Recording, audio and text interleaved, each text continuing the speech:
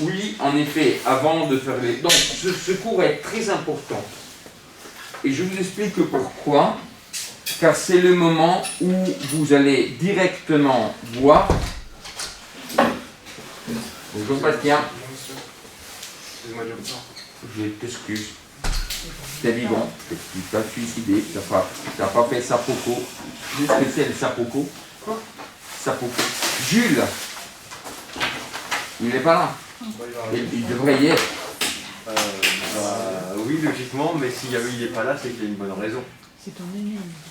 Non, je dirais qu'il y a une raison. Pas une bonne raison. Bah, si vous voulez, je lui envoie un message. Non, non. Non, c'est bien. Tu lui envoies des ondes. Tu mets comme ça. Viens. Alors, bon, on va laisser la porte ouverte. Comme ça. Alors, donc, je disais, c'est un cours très important. Vraiment très important. Bonjour Jules. Je t'en prie. Et Cédric aussi, non? Cédric est dans le groupe. Dans l'autre groupe. Voilà. C'est Alice. Ah, j'avoue, il manque Alice. Alice, je sais. Mais que Alice. Je ne savais pas, c'est pas venir. Ça va venir? Bon. Alors je disais, alors je recommence. Donc c'est très important, s'il vous plaît, Élise, Aurore, donnez-moi votre attention, puisque c'est le moment où, enfin, vous allez voir dans quel sens très précis le yoga que vous avez voulu faire est effectivement directement de la méthodologie. Donc je vais aujourd'hui même commencer une méthodologie très concrète pour la dissertation, et c'est-à-dire l'analyse du sujet, en montrant comment on l'a fait, on la met en pratique à l'intérieur du yoga, ce qui est la seule raison pour laquelle j'ai accepté de le faire. Et vous savez bien. Alors, quant à la classe que je viens d'exclure, c'est-à-dire les attentes qu'ils ont d'être là parmi nous, ça a une raison que Jules comprend très bien, puisque Jules était un peu excédé hier face aux résultats qu'il avait eu devant ses yeux, et pas moi. Lui et les autres, je pense. Je ne sais pas si vous étiez, qui était sur le smartphone hier, et toi sûrement, et tu faisais la sélection, donc tu sais bien évidemment de quoi je parle. Et Jules était excédé. Moi j'avais dit, écoute, aujourd'hui, hier, c'était un moment d'assemblée, de parlement. Et donc j'avais dit à Jules, écoute, tu vois les vidéos des parlements dans le monde, en général, ils se tapent dessus. Souvent, c'est tellement la bagarre, donc il y a des types costauds qui doivent séparer les députés, les sénateurs, etc. Pourquoi? Car c'est quoi un parlement? On parle. Enfin, or, c'est quoi un parlement? C'est l'expression absolue de la liberté d'expression. Donc, jamais de la vie. Oh, bonjour Noémie. Ah merde, bah, du coup, je suis à sa place. Ah, bonjour. Mais du coup, je n'ai pas ici tes feuilles, mais je les ai. Ah oui. Je les ai préparées. D'accord. Bon, je suis ravi. Alors, je disais qu'un parlement est un endroit où surtout, il ne faut pas mettre des censures. Puisque sinon, ce n'est pas un parlement. On peut tout dire. Donc, en l'occurrence, on arrive à s'insulter, on se tape dessus, et ça, c'est la limite. C'est-à-dire, c'est quand vraiment, c'est physique que l'on se débat. Donc, c'est la nature d'une assemblée que de faire la bagarre, quoi. Et il y a une expression que je veux graver dans votre mémoire, c'est du grec ancien, mais thorubeite. Ça, c'est Socrate, dans l'apologie de Socrate. L'apologie de Socrate est le dialogue où est reporté le procès à Socrate. Vous savez, Socrate a été tué. Ça va? Vous vous souvenez de ça? Donc il était condamné à mort, car on l'a accusé de corrompre la jeunesse, de blasphémer, etc. Et donc on lui a dit défends-toi, et ce sont les documents vrais du procès. C'est-à-dire qu'à l'époque, comme aujourd'hui, c'était bien interdit de diffuser un document racontant un épisode judiciaire, mais faux. Donc c'est vraiment les verbaux du procès. Et Socrate a choisi sa voie de vie et donc de mort aussi. Donc ce qu'on lui avait dit était, bon, si tu te calmes, tu arrêtes de nous faire chier avec tes histoires, donc tu te tais à jamais, quoi. On te garde jusqu'à ta mort dans la cité, et sinon on te tue. On t'exile, on te tue. Et on s'attendait donc que sa défense soit une défense, vrai. Pour éviter ça, bon, ça a été totalement contraire. Donc il les a vraiment provoqués. Alors lorsqu'il les provoquait en disant des choses qu'il considérait inacceptables, il faisait du bruit. C'est le toribos, le bruit, le brouhaha. Donc, Metoribeit, c'est une expression de Socrate pendant ce procès où il dit écoutez, tout ce brouhaha, c'est pas possible. Ne faites du brouhaha, je ne peux pas parler. Donc, Metoribeit, c'est arrêtez le brouhaha. Arrêtez. Or, ça pour dire quoi? Ça pour dire que dans toute assemblée publique, le brouhaha, la réaction est quelque chose de structurel. Elle est là, la réaction. Le brouhaha. Et donc, c'est pourquoi j'avais dit à Jules, écoute, considère que c'était un parlement. Considère que c'était un lieu de pacte. On a décidé une stratégie pour relever le niveau de la classe. Donc, on devait être librement ici. Et or, voilà. Ce qui s'est passé, disons de façon complètement contingente, c'est que j'ai allumé mon ordinateur et c'était l'écran de ces Discord. Oui. Et donc je puis lire, j'ai lu ce qui s'est passé pendant que je parlais. Alors vous imaginez pourquoi, comme on dit dans les vidéos, à la télé, coupe.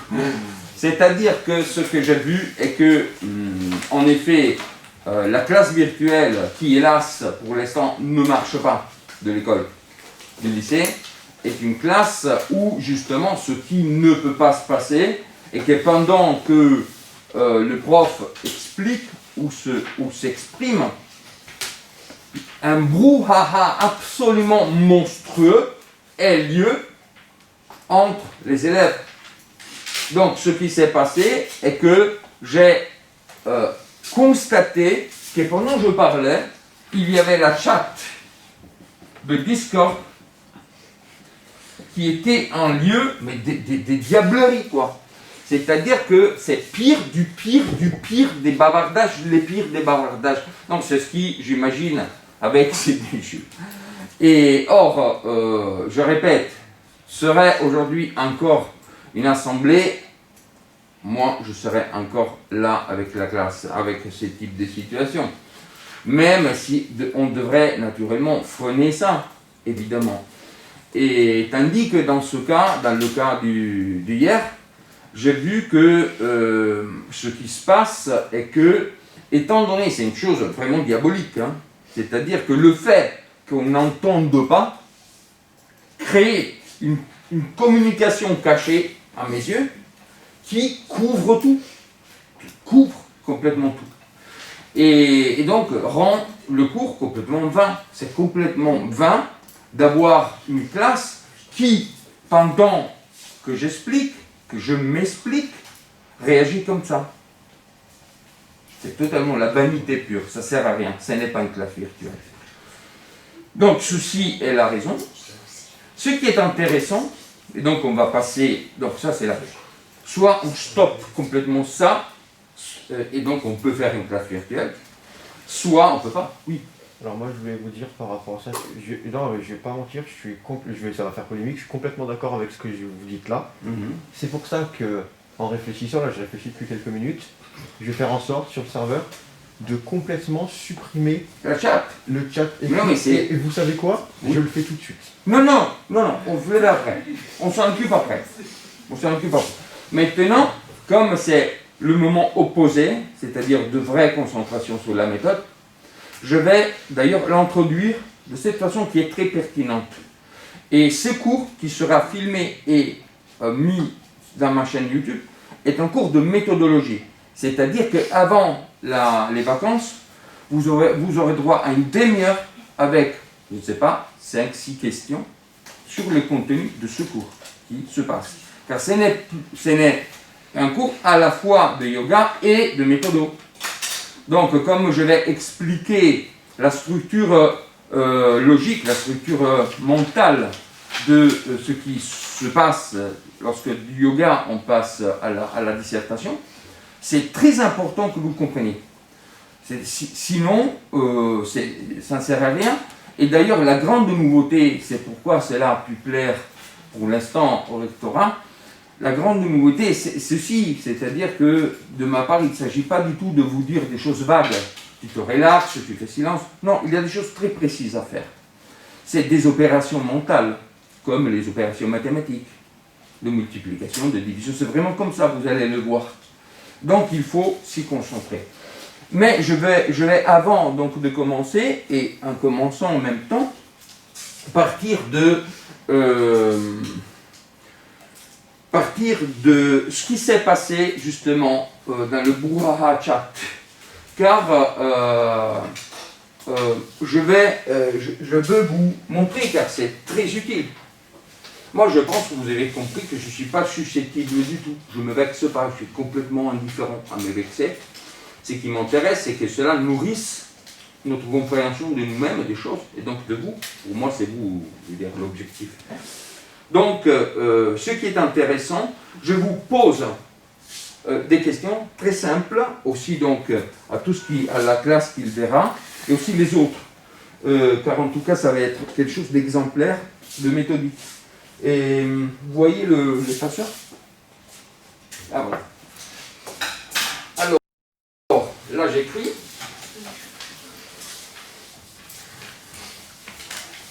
Donc je vous fais deux exemples.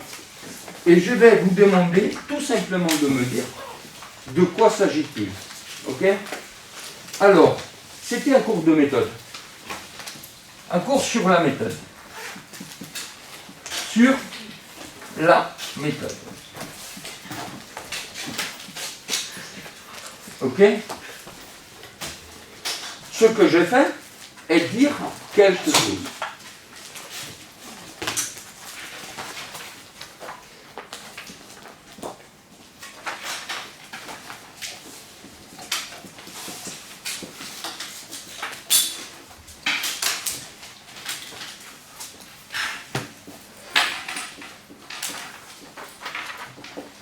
Ok? J'ai dit ça. Est-ce que vous êtes d'accord que j'ai dit ça? Sans la méthode, pas de moyenne. Ok? J'ai dit cette phrase. Or, c'est très important, on a déjà fait ça, on a déjà vécu ça, et on a déjà vécu cela dans ce moment en particulier avec Yvon et Laura, qui ont interagi sur ce point. Alors, je dis que on, ou personne, vous vous souvenez, la faute de personne, vous vous souvenez ce cours? La foule, le brouhaha, personne. Donc, à l'occurrence, une personne, dont on n'a rien à faire, on n'a que faire de dire le nom-prénom, car à cette personne, au guillemets, je ne reconnais aucun nom-prénom. C'est la pure foule du brouhaha. Ok? Donc, on ne s'intéresse pas à son nom-prénom. Mais, vous l'avez vu, mais ce n'est pas important. C'est toujours personne. Alors, qu'est-ce qui se passe? Est-ce que quelqu'un... Je vais mettre une. Sans une méthode, ou la méthode. Est-ce que vous avez vu ce qui s'est passé sur la chat? Qu'est-ce qu'on a inséré ici? Quelqu'un me le dit? Se rappelle? sans une vide méthode. Comme on a reçu ma parole était sans une méthode, pas de moyen. Comment on a reçu ça? Vous avez vu la chatte? Bon, on a inséré. Vous voyez pourquoi j'ai éliminé les commentaires? Pourquoi? Oui? C'est pas qu'il fallait utiliser que votre méthode et pas celle des autres profs? Non, non, je n'ai pas dit ça du tout. Non, mais par rapport au... Ah oui, oui. Non, non, mais là, il se passe une chose dans ce vide. Alice, là, dans ce vide. Très important, ce vide. Vous ne vous souvenez pas? Je vous demande, est-ce que vous vous souvenez pourquoi j'ai désamorcé les commentaires à YouTube? Ça vous a fait rire. Ouais, parce qu'il y avait des liens bizarres. Pourquoi? Il y avait des trucs bizarres dedans. Non, pas bizarre, chose précise. Un robot porno. Oui, Il y avait des boss porno. ouais, c'était des pubs porno. Vous vous rappelez? Or, là, qu'est-ce qu'on a inséré? Est-ce que c'est enregistré cette chat? Hier, elle est encore sur le serveur? Oui, mais je vais Bon, le supprimer très tout à l'heure. Tout supprimer parce que vous... Non, pas du tout, c'est un document. Ah, bah alors j'enlève. Ok. Je garderai le truc. C'est très important car on étudie, on s'étudie. Non, mais je prendrai pas un screen, mais j'enlèverai les permissions d'écrire. Tu laisses et puis voilà. Mais oui, mais est-ce que j'ai dit le contraire? J'ai dit que je le laissais et que j'enlèverais les permissions, tout simplement. C'est très important. Si vous comprenez toutes ces histoires dont je parle, tous ces phénomènes sont enrichissants, sont très importants à comprendre. Alors, magiquement, arrive le porno. Sans une putain de méthode. Bon, je vous prénomme pas la personne, mais tout le monde la connaît, je pense. Alors, pourquoi on me met une putain avant un mot, j'avais dit la méthode, quoi. Pour moi, c'était la méthode, pas une putain de méthode. D'accord? Or, à ton avis, Petit Yvon, ça s'appelle comment le type qui a inséré ça? Pas la personne. Ce qui nous intéresse, c'est qui? Il s'appelle comment? C'est la faute de personne. Oui, donc, on va l'appeler comment? De quoi je parle? De qui je parle? Pas du nom, prénom, mais de qui je parle? Qui, lorsque je dis méthode, écoute, putain de méthode? Oui. La foule. Oui, mais on a un petit nom très technique qui nous intéresse beaucoup. Oui, Système 1. voilà. Ah, bah. Voilà. Ça, c'est le système 1. Vous êtes d'accord? Je dis sans une méthode. Le système 1, tata, riposte à la figure. Putain de méthode. Un droit comme ça. D'accord? Ça, c'est le système 1. Puis, il y a eu une autre circonstance. C'est-à-dire que je dis pas de moyenne. Ok? Et il y a eu une double réaction de messieurs système 1. Vous vous souvenez de cette réaction? Oui? Pas juste. Comment? Pas juste, c'est pas Non. Non. Là, ça a été transformé. Ceci a été remplacé. Comme là, on a inséré une chose. Ici, on a remplacé. On a mis quoi? On a mis deux choses. Pas de mémoire? Mais écoute, tu te rappelles, c'est toi qui me l'as dit. Alors, vous ne faites pas le nom prénom. Hein. C'est on, une personne. Ça ne nous intéresse aucunement. Moi, je ne reconnais aucun statut personnel à S1. C'est de la mécanique de la foule. D'accord? Sans putain méthode, zéro. Vous vous souvenez? Vous vous souvenez, oui ou non? Quelqu'un est intervenu et a dit, donc vous dites que sans méthode, on a zéro quoi? Je suis honnête ou non? Voilà. Oui.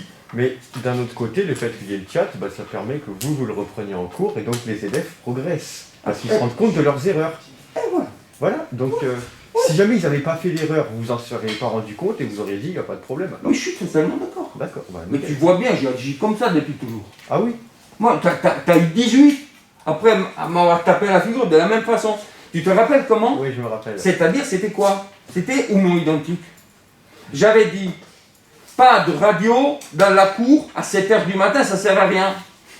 Et tu m'as répondu, vous dites que la radio c'est de la merde. C'est la même chose.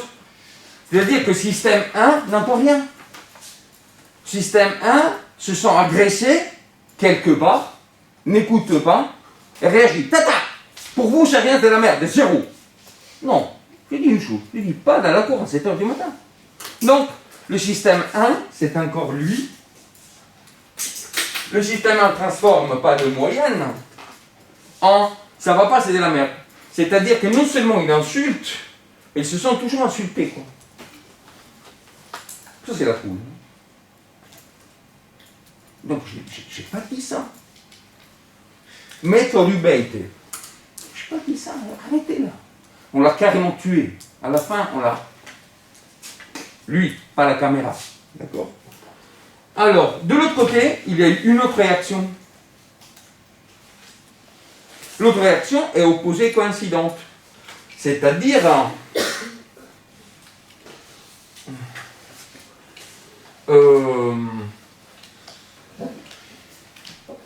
rien, disons comme ça, rien qu'une, le bac, on a fait ce rajout. On l'a fait. Rien, donc les bacs, rien qu'une putain de méthode. T'as dit que j'avais dit ça. J'ai dit que tu as juste la moyenne. Tu vas pas plus haut qu'avec la putain de méthode. Avec une putain de méthode, tu as maximum 11. D'ailleurs, se prostituer, c'est pas vraiment gagner pour aller à l'école. Putain veut dire prostituer, donc c'est pas moi qui le dis. Et donc, on insère des vulgarités pour effacer l'information. Ce que je dis est que ça suffit pas une méthode, donc une putain de méthode. C'est quoi une putain de méthode? À votre avis, ça veut dire quoi une putain de méthode? Oui, je vous écoute. Oui. Bah, c'est une putain de méthode, pour moi, c'est une méthode de merde. Une méthode qui sert à rien. Non, ça sert à avoir le bac. Ça sert. Ça veut dire quoi, putain de méthode? Bah, une méthode. Oui. Quelque chose qu'on subit. Qu'on Subit. Qu'on subit. Je suis d'accord. Putain de méthode. Ah, ta. Il m'a frappé avec une méthode. Ta. Oui. Je vais le dire plus vulgairement, c'est une méthode qui casse les couilles. Oui. Non, mais c'est vrai. Je veux dire, c'est une méthode que vous jugez complètement artificieuse, externe, qui en soi ne m'annule pas du point de vue de la substance.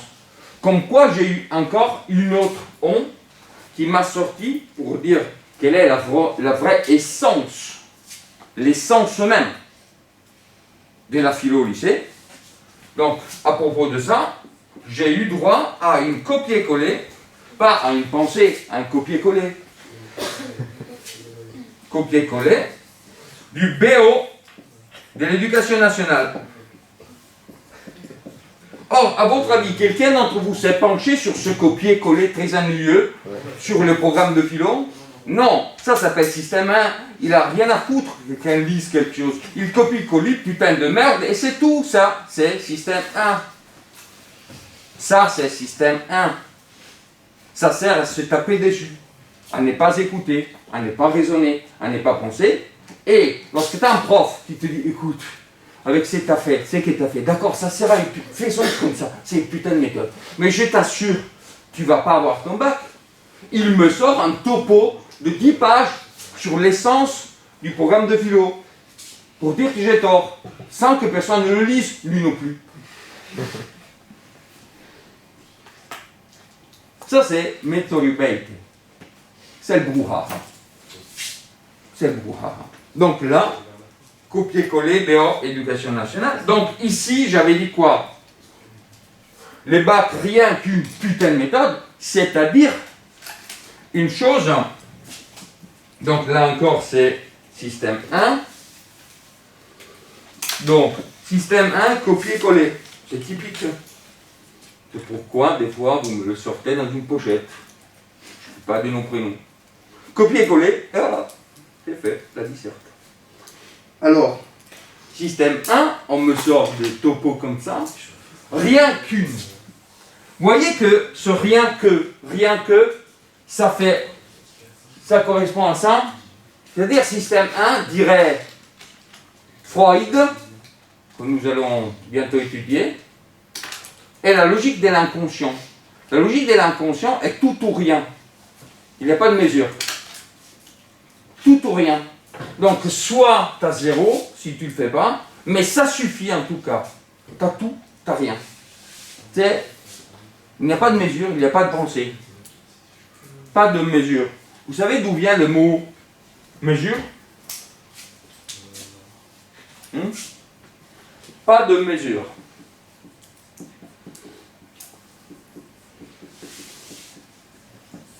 Système 1. Le mot mesure vient du latin mensura. Et ça vient d'où? Mensura, de mental. Mens veut dire esprit. La mensura, la mesure, et quand je mesure mes mots, je mesure mes propos, je mesure mes attitudes, car je réfléchis, je pense. Donc lorsque tu as un système qui ne pense pas, c'est sans mesure. Soit 0, soit tout. C'est toujours comme ça. Donc il tape. Il ne pense pas. Soit oui, soit non. Je dis, la radio dans la cour, ça sert à quoi? Personne ne l'écoute. Vous avez dit que la radio, c'est de la merde. Ça, c'est le système sans mesure. Il ne pense pas, il n'écoute pas. Ça, c'est le système 1. Et vous pourriez vous pencher sur cette charte et le trouver, le chercher. Regarde-le. Il n'a pas de nom, il n'a pas de visage. C'est pourquoi il est prévisible. C'est pourquoi c'est lui qui a vendu des millions de copies de ses livres, Kahneman, Nobel de l'économie, pas de la psychologie. Car au système 1, tu vends ce que tu veux, car système 1 ne pense pas. Donc une fois que tu as compris quels sont ces mécanismes, c'est des mécaniques là, c'est purement mécanique. Tu as gagné, tu le captes, et tu en fais ce que tu veux. C'est pourquoi Kahneman est prix Nobel de l'économie, et il est le fondateur, disons comme ça, de ce qu'on appelle aujourd'hui, d'un côté finance comportementale, c'est-à-dire l'enrichissement financier des sous avec des sous grâce au comportement des gens, donc les lois du comportement, pas du tout les lois de la marchandise, de la richesse, non, du comportement. Et de l'autre côté, l'ainsi dite neuroéconomie. C'est-à-dire que je vais prévoir, tu es un robot quoi. Jusqu'à ce que tu seras système 1, tu seras un robot. Et je sais absolument tout ce que tu vas faire. C'est un algorithme. Système 1, j'aurai 2 possibilités, pas 3, pas une mesure, pas une continuité de mesure, une graduation. J'aurai oui, non. Ah oui, je vends telle marchandise. Ah non, je vends telle autre marchandise. Je ne peux pas savoir. C'est mécanique. Alors, la présence déchaînée, absolument déchaînée et irréfrénable du système 1 dans la chatte rend la chatte le contraire d'un cours de philo.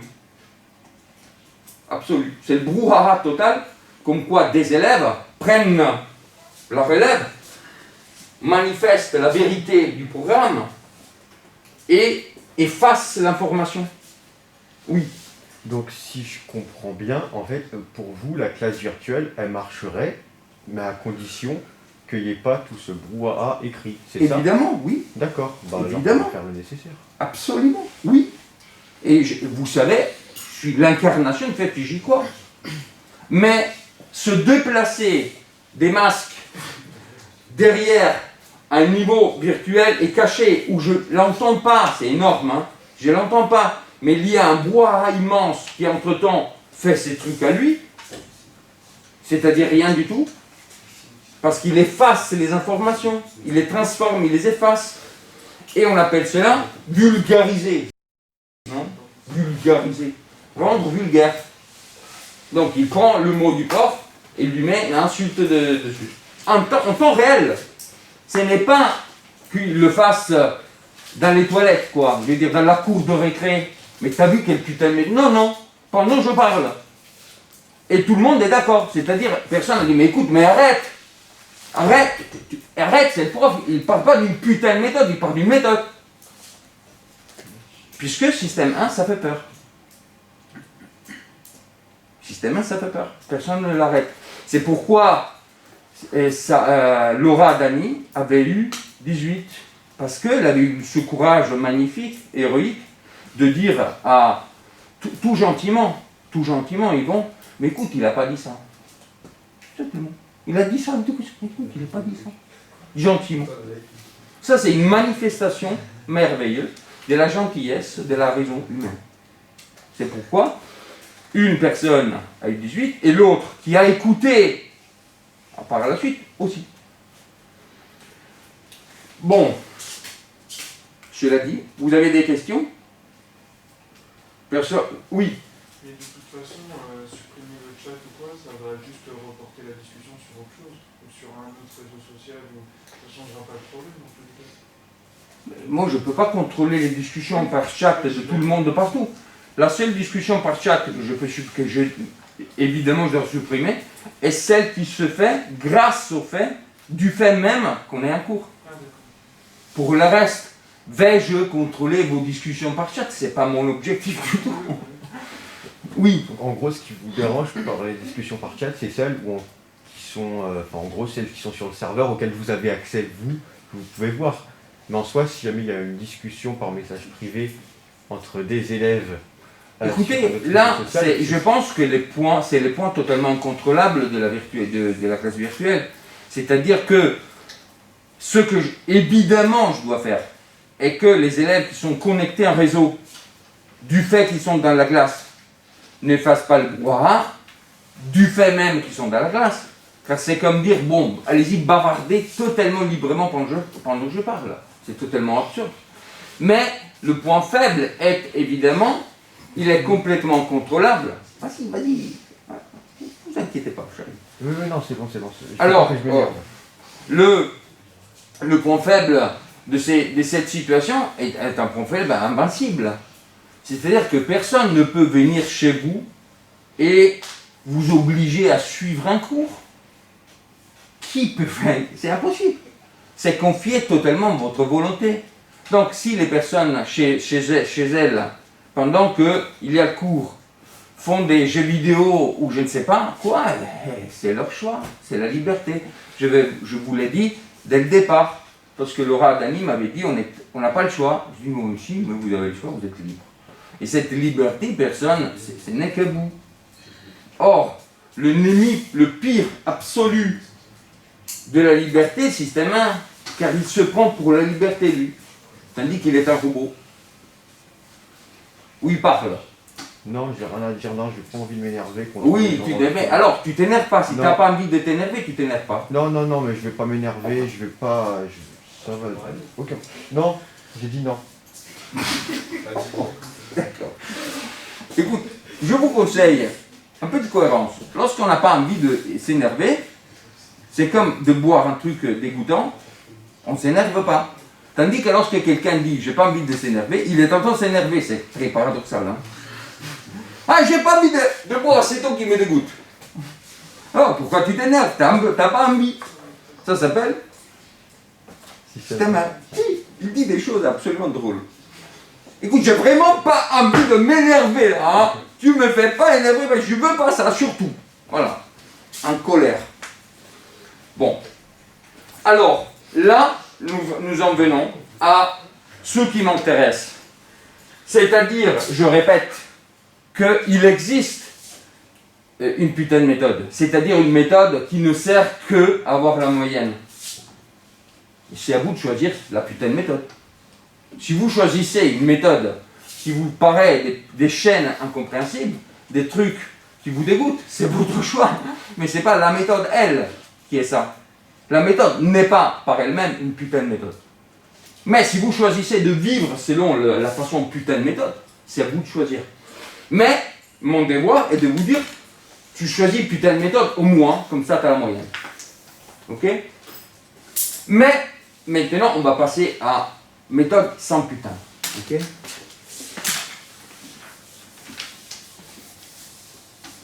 Et on se rapproche au moment où on va commencer. D'accord? Donc, méthode. La méthode de Sampitain est faite de deux mots. Hodos. Hodos, ce n'est pas que du grec. En grec, le mot est hodos. Comme ça, avec un petit truc comme ça. Hodos. Et hodos, vous voyez période. Periodos. Ça veut dire quoi période? Péri, ça veut dire quoi péri? Périmètre, autour. Donc période, c'est un cycle temporel. Donc c'est un chemin temporel circulaire comme une année, une période. Dans la grammaire, une période, c'est un cycle grammatical. Majuscule, point, et ça recommence à la ligne. Majuscule, point, et ça recommence. Une période, c'est un cycle. D'accord? C'est un chemin. Donc odos veut dire chemin, voie. Or, ce mot-là, Jules, tu le reconnais? Pourquoi je t'interpelle toi? Do. Je l'interprète car il aime, pour l'instant il commence, mais c'est bien de l'aimer, c'est des méditations magnifiques. Il aime l'art de la guerre de Shutsu. Donc Do, ça vous fait penser à quoi Do? Quoi donc? Ça vous fait penser à rien? Do. Oui. À une note de musique. Oui, c'est vrai. Non, mais quant à ça. Bon, vous savez que il y avait, vous savez pas, mais je vous le dis, le Jiu-Jitsu. Vous connaissez le Jiu-Jitsu? Ouais. Qu'est-ce que c'est le Jiu-Jitsu? Donc c'est une technique. Alors, technique, Jitsu signifie technique. D'accord? Technique.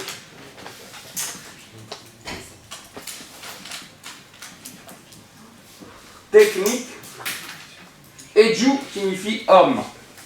Donc la technique pour l'homme. Ça faisait partie de l'ensemble des arts à connaître de la part du guerrier. Donc ça faisait partie du Bushi. Vous connaissez ça? Bushi. Bushi quoi? Bushido. Tu vois? Do. Du Bushido. C'est-à-dire de la voix du guerrier. La voix. Si vous voyez le dernier samouraï, vous l'avez vu? Le dernier samouraï, bon, voyez-le, c'est un film, j'adore. Bon, en tout cas, Bushido, c'est la voix du guerrier.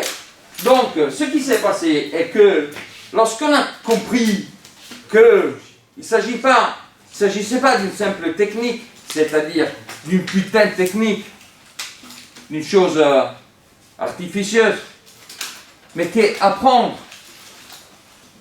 Quoi donc? Le Jiu-Jitsu était la technique les mains nues, comme le karaté. Karaté signifie mains nues. C'est-à-dire, on te désarme, tu n'as plus d'armes. On t'affronte à une arme et tu apprends à lutter. Et on s'est dit, là, ça ne suffit pas de l'appeler technique. Il faut l'appeler voie. Ça donnait lieu à quoi? Ça donnait lieu au judo. Le judo, c'est une transformation du Jiu-Jitsu. D'accord? Donc, judo.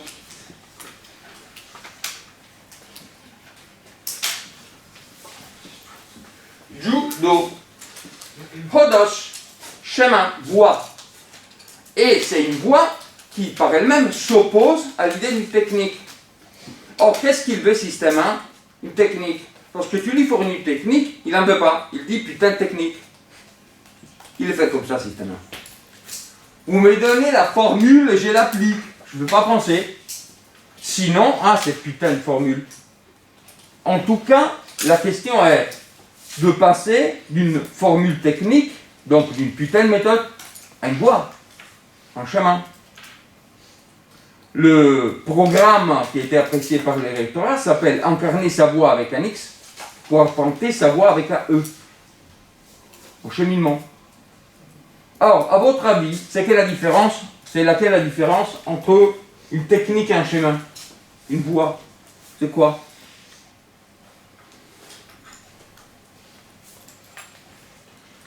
Bon, faites des hypothèses. Oui. Un chemin, c'est sur long terme.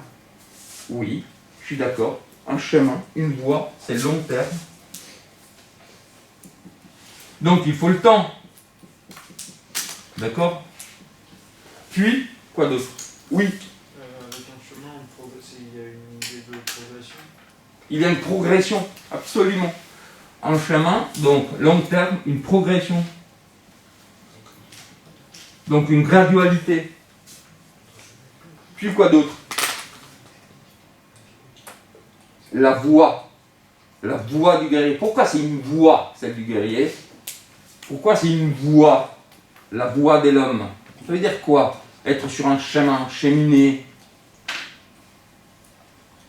Être en voyage. Oui, Affronter des obstacles. oui.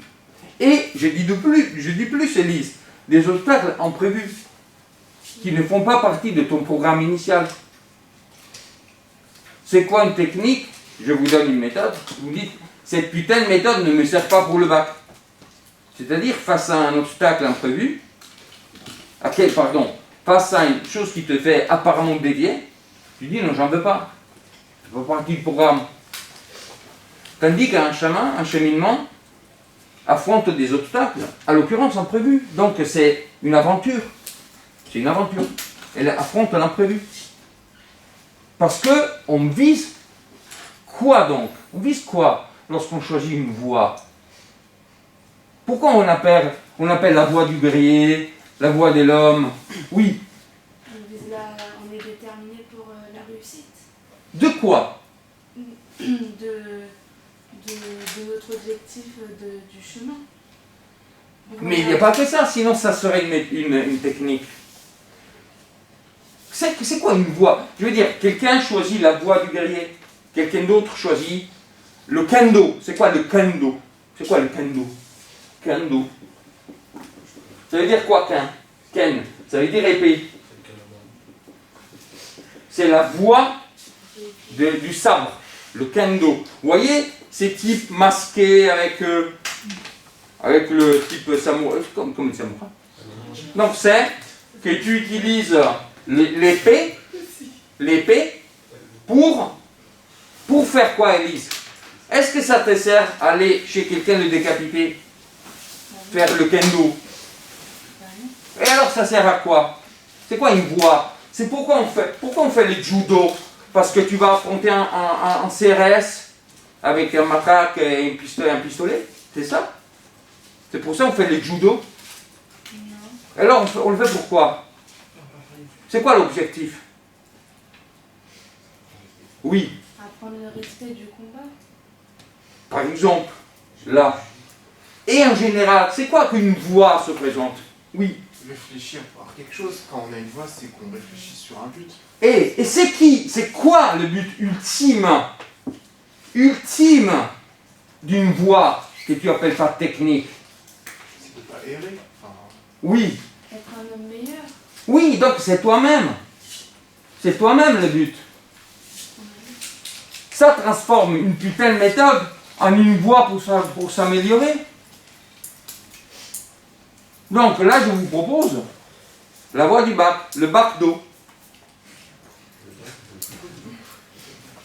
Le bac d'eau, c'est quoi? Plutôt que me sentir un âne à la chaîne porté par une putain de méthode, je me sens quelqu'un qui choisit une occasion, qui prend l'occasion qui est là devant lui, l'obstacle, pour faire sa guerre, pour gagner, pour avoir sa propre victoire.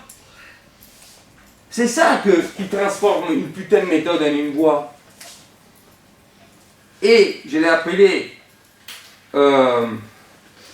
incarner sa voix X pour affronter sa voix E, car c'est ça. Si je vous dis écoutez votre voix, c'est que c'est vous le protagoniste. C'est d'accepter de cheminer pour soi-même. Pour soi. Je vous ai parlé dès le départ du Parcoursup, de l'enjeu. L'enjeu, c'est vous. Donc se sentir dans un cheminement pour soi. Personne d'autre ne veut que vous ayez votre bac. Parce que vous imaginez, mais c'est du pur délire, c'est un rêve, que quelqu'un d'autre le veut. Mais c'est pas vrai. Ça suffit que vous ne vouliez pas, que vous ne l'ayez pas. C'est vous qui décidez. Donc, méthode signifie. Donc pourquoi Descartes, qu'est-ce qu'il a fait? Il a fait l'hellénisation et quoi d'autre? Quel est notre livre fondateur de Descartes? Les discours de la méthode. Descartes a écrit les discours de la méthode. Or, on dit comment discours en grec? Quelqu'un le sait? Quelqu'un le sait? Moi, je pense que vous le savez. Même si vous vous obstinez à dire que vous ne savez pas. Ça se dit logie. Donc, discours de la méthodologie. D'accord? La méthodologie est un discours sur la méthode. C'est-à-dire, et si vous le lisez, il a été écrit en 1637. Donc, Descartes, 1637. C'est Descartes qui raconte sa vie. Pas, il ne donne pas des petites règles, c'est sa vie. Il raconte sa biographie. Qu'est-ce qu'il a fait? Donc, par exemple, Jules, il était un combattant. Ce qu'il a fait a été un bon moment de se dire, bon, écoutez, là j'étais à l'académie fameuse, j'étais à l'université, j'avais rien à cirer de ces gens dans leur cabinet, des lettrés qui étaient totalement différents à la vérité pour de vrai, qui voulaient que avoir une carrière, etc. Je voulais la vérité, moi. Et alors j'ai tout quitté, il raconte, j'ai tout quitté et je me suis lancé dans le monde. Et ce qu'il a fait est s'enrôler. S'enrôler, il est devenu un soldat. Puisqu'il s'est dit, je trouve beaucoup plus de vérité lorsque j'affronte un danger pour de vrai qu'à l'université. Lorsque quelqu'un te fonce contre, tu as intérêt à pour de vrai savoir te défendre. Et dans son cas, par exemple, il y a un récit de sa vie magnifique où il s'embarque et il y a des gens qui veulent lui tomber dessus, des brigands. Et il fait une chose, je vous la laisse, vous les jure. Il tombe sur eux avec son épée. Non, c'est vraiment Bushido là. Il fait une chose de kendo de Bushido. Il tombe, Descartes tombe sur un groupe de gens avec son épée. Il les terrorise. Il était sur un bateau. Ça, c'est le Bushido. Le discours de la méthode. Comment tu t'en sors, Élise, lorsque par exemple, tu veux faire ton bac, il y a une manif et tu ne peux pas bosser. Alors si tu es Descartes, tu es sur les chemins, tu trouves la façon. Tu appelles Spider-Man et tu arrives en volant vers le bac. Tu trouves la façon. Tu es débrouillard. Tu trouves. Ça, c'est la voie.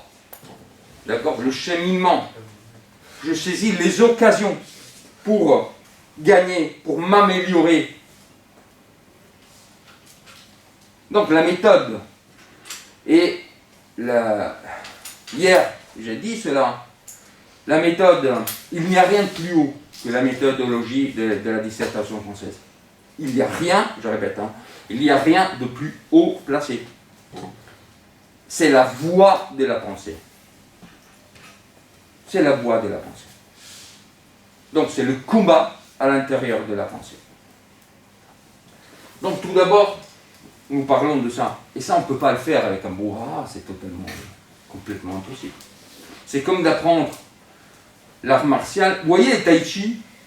Vous voyez le tai chi? Bon, vous l'avez vu. Filmé.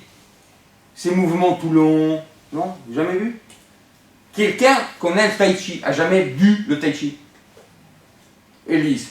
Donc, le tai chi est un art martial, mais vous ne la reconnaissez pas comme tel. Car tu voyais des gens, allez, je vais chercher le tai chi. Tai chi chuan. Tai chi chuan signifie, le tai chi est ce symbole, tout le monde le connaît, et vous aussi. Vous voyez ce symbole-là? Donc, c'est les symboles de l'infini, de la totalité du cosmos, etc. pour les taoïstes. Et chuan signifie coup de poing. Coup de poing. Alors c'est quoi? Vous allez chercher sur Google, vous trouvez des tonnes et des milliards, des choses comme ça. Vous voyez des gens qui font ça. Ils mettent une demi-heure pour faire une chose qui à la fin c'est un coup de poing. Or, ça a été une chose que l'on fait depuis des millénaires, parce qu'on a vu que si je vais très lentement, mais carrément lentement, et que je prends absolument tout mon temps, à la fin, je vais très très vite. Et ceux qui tapent à l'aveugle le savent. Si tu veux taper très vite à l'aveugle, tu dois commencer A, B, très lent. Et puis ça va. Le Tai Chi Chuan est, je prends mon temps. Mais ça sert à rien. Tu dois frapper fort. Ça sert à rien. On t'a déjà donné 20 coups de poing si tu as le terrain. Oui, je m'entraîne là. Je ne suis pas en combat. Je m'entraîne. Donc, le cours de méthodologie, mes discours sur la méthode, c'est des choses qui vont très lent,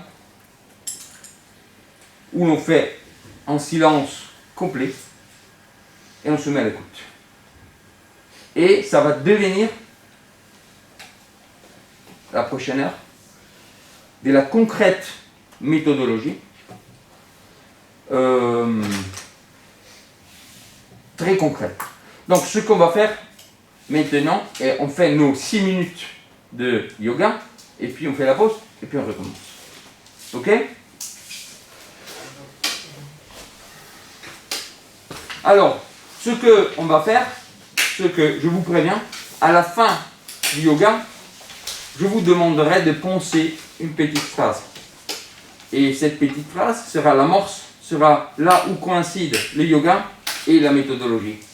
C'est une petite phrase très simple, c'est-à-dire c'est la phrase « j'entends parler » qui peut être tranquillement un sujet de bac, un sujet de disserte, pas lycée mais prépa sans doute. J'entends parler.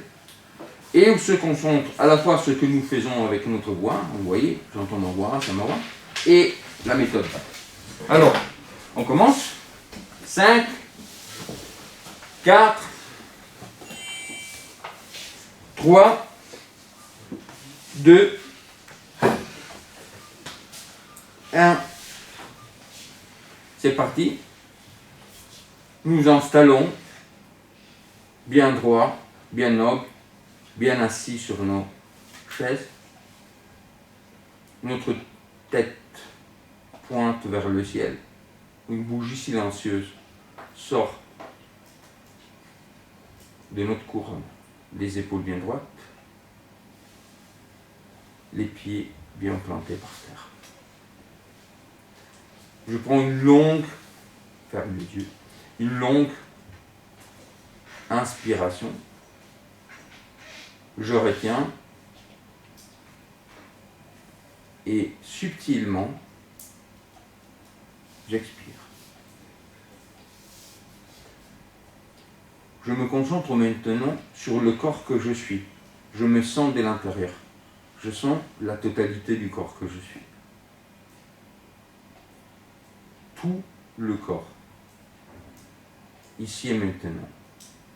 Je m'installe chez moi. Je sens mon corps. Il est le lieu de mes énergies, de mes sensations. Je sens son poids, sa masse,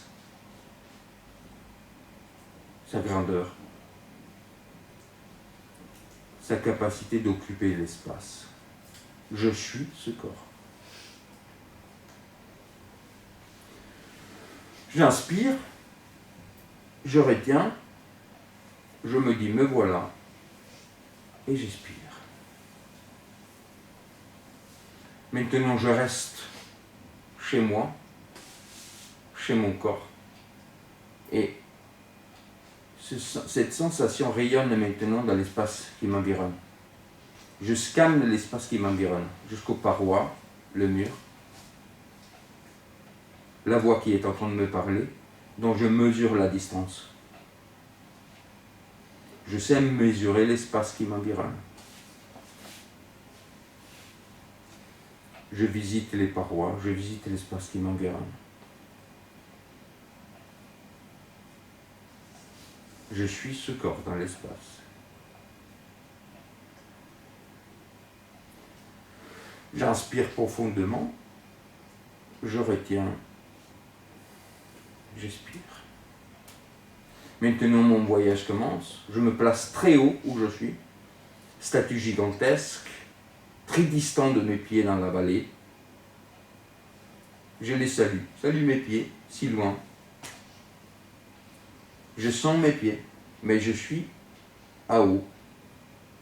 Je suis sur la terrasse de moi-même, sur les hautes cimes de la montagne que je suis. Coucou mes pieds. Je me dis, je ne suis pas mes pieds. J'inspire, je retiens, et je me dis, me voilà, et j'expire. Maintenant, toute mon attention aux jambes, devant moi, qui longent la chaise, les fessiers qui sont en contact, c'est le bas de mon corps. Je suis noblement assis, comme Abraham Lincoln à la Maison Blanche. Voilà. Comme une statue des temples de la vallée des rois en Égypte. Mes jambes noblement me font marcher. Je les salue. Bonjour mes jambes. Merci de me faire marcher. Mais je ne suis pas vous. J'inspire, je retiens, je me dis me voilà, et j'expire. Maintenant mes mains, placées sur mes cuisses, je les pense, je les remercie, jusqu'à ce que ça fourmille. C'est moi qui touche mes mains de l'intérieur. Je peux toucher des objets externes, car je touche tout d'abord mes mains de l'intérieur. C'est mon toucher interne. Bonjour mes mains. Merci de me signifier, de porter ma signature, d'avoir ma gestuelle. Mais je ne suis pas vous. Bonjour et merci. J'inspire, je retiens, j'expire. Et puis, tout mon corps, du bas ventre, jusqu'à la poitrine, jusqu'à la gorge, je sens mon corps, le devant de mon corps, ma cuirasse qui m'expose au monde. Il est en bas de chez moi, je suis ici en haut. Donc je contemple, et c'est le pilier qui me porte. Où mon royaume, moi-même, est placé. Bonjour mon corps. Merci. Je suis ici. Je me le dis, j'entends ma voix. J'inspire, je retiens, et en rétention, je monte au visage. Je n'expire pas jusqu'à ce que je sois monté au visage. Je sens mon visage. Devant moi. De même, je touche mes mains avec mon toucher interne. De même, je regarde mes yeux avec mes yeux internes. Je regarde mon visage qui me représente, mais qui me cache aussi. Je suis derrière, je me le dis. Je suis derrière mon visage. J'entends ma voix. J'inspire, je retiens, et en rétention, je condense mon attention comme toujours entre les sourcils, dans l'espace en profondeur entre les deux sourcils. Et là, je me rencontre. Direct. Je ne pense pas à cet espace. Je suis là. Je le dis. Voici ma voix. Me voilà. Je dis 3 fois. Comme d'habitude. Et maintenant, je vous donne une phrase, comme je l'avais dit. Cette phrase est « j'entends parler ». Répétez-la 3 fois, jusqu'à vous l'entendiez. J'entends parler. Répétez-la 3 fois. C'est notre début. C'est notre dissertation. J'entends parler. Lorsque c'est fait, vous inspirez, vous inspirez, et c'est fait. Ok. Bon, bonne pause. Okay. Alors, vous prenez, s'il vous plaît, votre classeur partie méthodologie, aussi tout le monde, et ce que nous allons faire du point de vue concret, disons des choses connues, de méthodes, des méthodologies, nous allons nous occuper, donc méthodologie,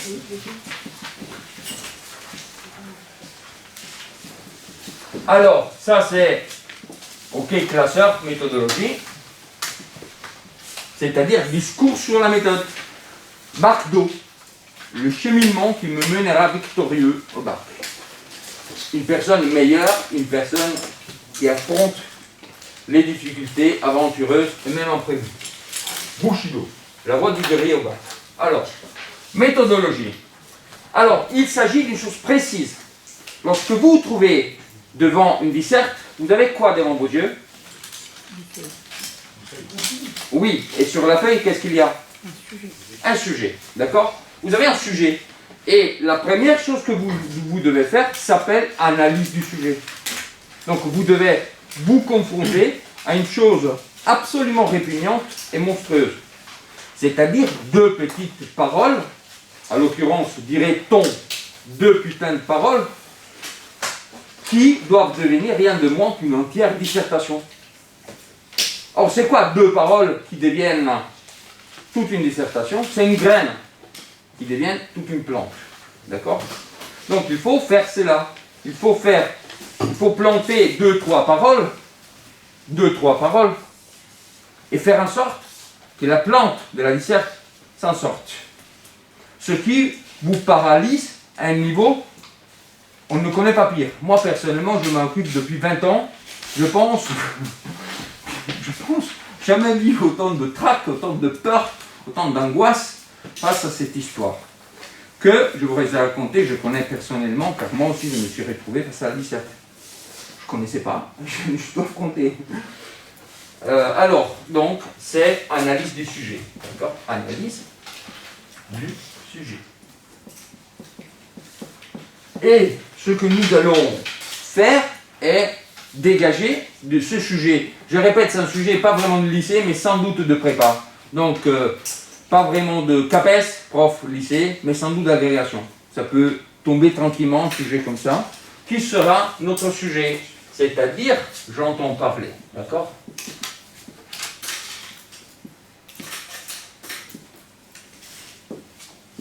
Ok.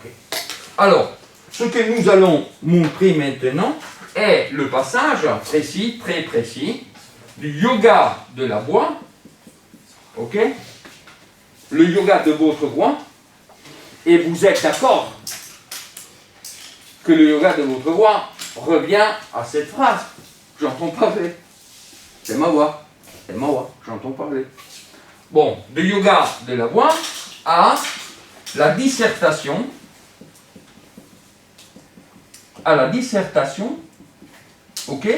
La dissertation comme exercice essentiellement, au départ, fondamentalement, rien que ça, de interprétation. La dissertation se pose tout d'abord comme exercice d'interprétation. Égale interprétation.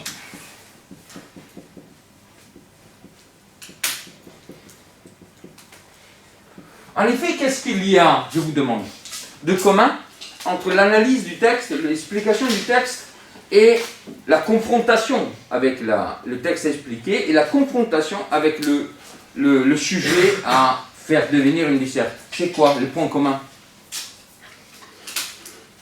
C'est trop facile pour être dit facilement. Mais c'est tellement facile que vous dites, ah, c'était ça.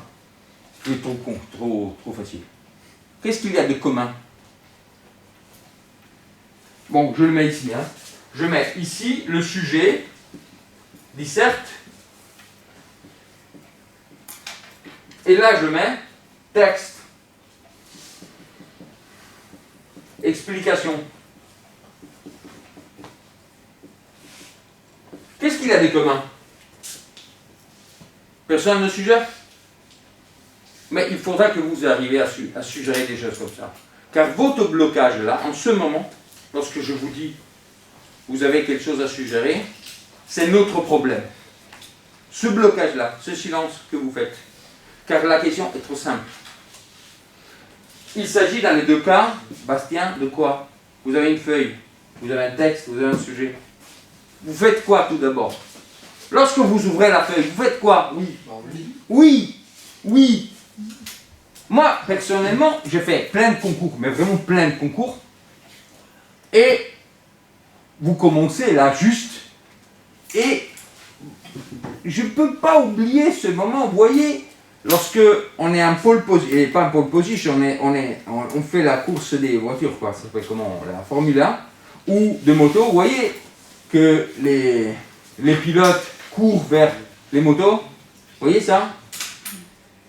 Oui, non? Bon, lorsque on fait un concours, et ça c'est votre cas, on vous fait trouver une feuille à ne pas déplier, à ne pas ouvrir. Jusqu'à un moment où vous dites, c'est parti, c'est comme la Formule 1. Et alors, vous ouvrez la feuille. Et vous avez cette première confrontation avec ce moment. C'est un moment de lecture. Vos yeux se posent sur des paroles. Pour faire quoi? Évidemment, pour les interpréter, pour leur donner un sens. Si c'est du chinois, vous répondez, écoutez, c'est du chinois, j'y comprends rien. Donc lire signifie attribuer un sens, donner un sens. Lire.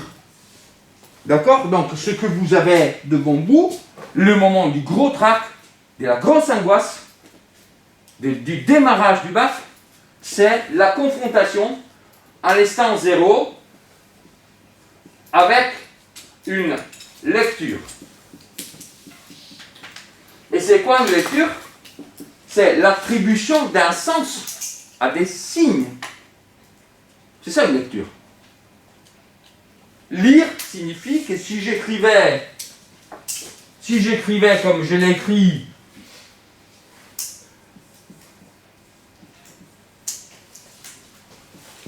vous ne lirez pas. Ça c'est chiasmos, d'accord? C'est-à-dire le fameux chiasme. C'est un mot, mais vous ne lisez pas. Ça veut dire quoi, lire? Ça veut dire attribuer un sens.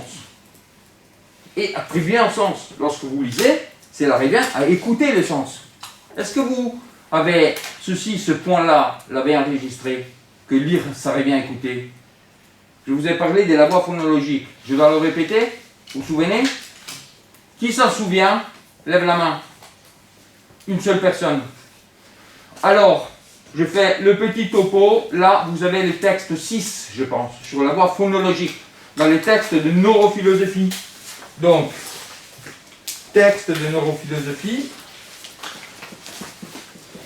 texte neurophilo, voix phonologique. Allez le lire. Lorsque je vous dis des choses ici, ça je vous prends au niveau contrôle.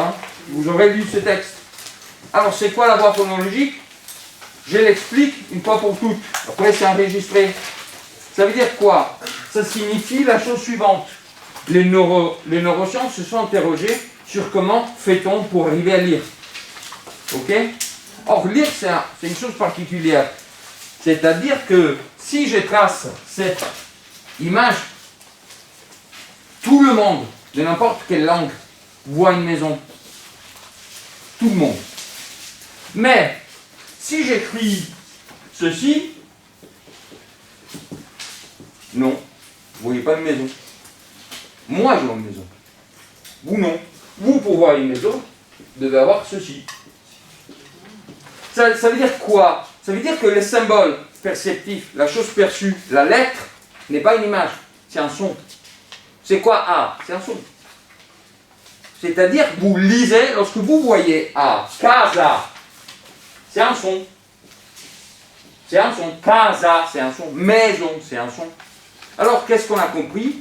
On a compris, c'est ce que nous faisons avec notre fameuse voix, que lorsqu'on lit, on écoute. C'est la voix phonologique. Voix phonologique, c'est les neurones qui se mettent en mouvement. Lorsque vous percevez un sujet de bac, vous écoutez. Vous écoutez. Et à ce niveau, ça se passe n'importe quoi. Si vous avez vécu dans le brouhaha permanent, vous allez vous perdre dans votre brouhaha. C'est ça. La tête commence à raisonner des choses qui vous paralysent de tous les côtés. Donc, ce que vous avez est un exercice de lecture qui engage votre écoute et vos yeux. Donc casa signifie que vous, en effet, avez d'un côté l'œil, mais lorsque vous percevez ça, ce qui se passe est que le message va arriver à l'oreille, vous percevez le son. Et ce son se communique ici, au cerveau. D'accord? Donc vous entendez les sons. Ce son devient un sens. Devient du sens. Vous donnez un sens. Et ce sens revient à l'œil. Et vous donnez un sens. Et vous dites, c'est écrit ceci. C'est la construction du sens. La voix phonologique. Donc vous entendez, vous voyez, ça résonne, et ça donne un sens. C'est comme ça la voix phonologique. Or, pourquoi je me préoccupe de votre voix depuis le départ? Pour vous dire, lorsque tu lis stop, cherche ta voix. Sinon tu vas entendre n'importe quoi. À l'occurrence, je dis méthode, et tu entends putain de méthode. Tu entends ce que tu veux, quoi.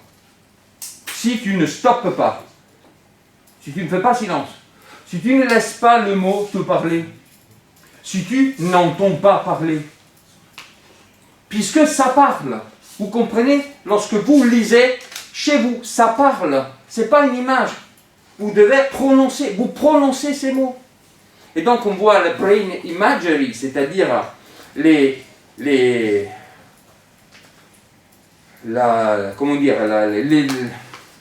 examens à émission de positrons, ça s'appelle IRM, voilà. Les IRM, on voit que lorsque vous lisez, ça s'illumine les zones de l'écoute. Mais qui parle? Vous êtes en silence, c'est le bac. Moi personnellement, tout le monde le sait, qui me connaît, j'ai toujours ça. Vous voyez là? Précieux. C'est quoi ça? C'est les boules pièces. Ah. Et ça, c'est précieux au bac. Précieux au bac. Vous aurez ça au bac. Mais, si dans votre silence bouché, vous ne faites que brouhaha, ça sert encore pire. Non?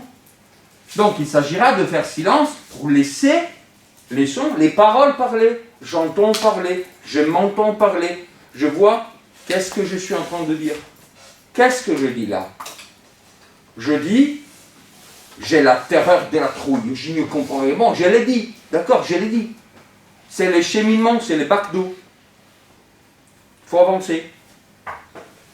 Ok? Ça, c'est pas une technique. C'est le cheminement, c'est le bac d'eau. J'entends parler. Ma parole dit, j'ai la trouille, je veux m'échapper. Je viens avoir une petite interaction avec 2 élèves qui m'ont sorti une chose assez drôle, c'est-à-dire un commentaire de Platon en pédiphéro. Bon, c'était le même, quoi. Mais avec toute une sorte de transformation pour faire en sorte que ce soit 2. Donc je les ai convoqués, dit, bon, voilà, dites-moi. Et je me doutais, je connais le premier, il est très bien, très fort, lui. Donc je savais qu'il n'avait pas lui-même copié-collé quelque chose. Donc je me doutais, c'était le contraire. C'était le deuxième qui plutôt s'était fait aider. C'était le cas, en effet. Le premier avait aidé le deuxième. Dans tout ça, la folie complète. Aider de quoi? Contre moi? Mais je vous entraîne. Je dis, mais écoute, tu vas faire un combat, tu as peur de l'entraîneur? Non, mais t'es complètement fou.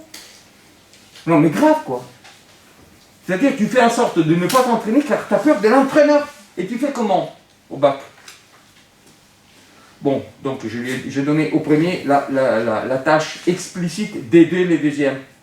Et ils vont me rendre un travail vraiment commun. Bon, pourquoi j'ai dit ça? Bon, je ne me souviens pas. En tout cas, c'est le bac d'eau. Hein. Ce sont les expériences du combat du bac. Alors là, on y est. Ça y est, là, vous écoutez lorsque vous lisez. C'est clair, ça? Quelqu'un a des questions? Sian? Ça va? Tout le monde, ça va? Vous écoutez. Vous écoutez. Vous aurez droit à un contrôle de connaissance. Hein. Vous devez répondre. Lorsque je lis, j'écoute. Je ne lis pas avec les yeux. Je lis avec les oreilles. Je vois écrit ce que j'entends. Je vois écrit là-dessus ce que j'entends. Et les pires drôleries qui soient, c'est des élèves qui lisent ce qui n'est pas dedans. Toi, prof, mais il a lu ça, mais oui, il a entendu. Ok? Alors, je continue. En tout cas, si je ne finis pas aujourd'hui, je finis la prochaine fois. Je vais dire ça, il faut se la taper complète, hein, cette explication. Alors, là, maintenant, nous en venons à comment se fait la compréhension des paroles entendues. D'accord? Comment se fait, comment arrive-t-on à comprendre deux paroles? Alors, je vais vous montrer maintenant la dynamique de ça en vous montrant directement que nous sommes des engins absolument miraculeux. Mais miraculeux. C'est-à-dire que lorsque l'élève de bac me dit je comprends rien, et que c'est tout, je dis mais écoute, t'es un miracle vivant, et si tu sais voler quoi, et tu fais comme un petit canard malheureux. Pourquoi je dis ça? Car vous connaissez le français. Oui. À votre avis, quelle est la mesure de mon effort de connaissance de mon français avec accent par rapport à la vôtre? Combien avez-vous galéré pour apprendre le français et combien moi j'ai galéré? Une réponse. Oui. Bah, j'ai pas galéré. Oui. Moi, Tandis que moi je te témoigne d'un galérage, mais vraiment important. Oui, une galérie. Voilà. Non. Mais vraiment, mais sérieux quoi. Vous imaginez pouvoir arriver devant vous qu'une nation étrangère me confie à moi, italien avec accent, donc manifestement pas d'origine, quoi, pas bilingue d'origine, moi, de vous corriger le français? Non, mais vous imaginez l'effort immense.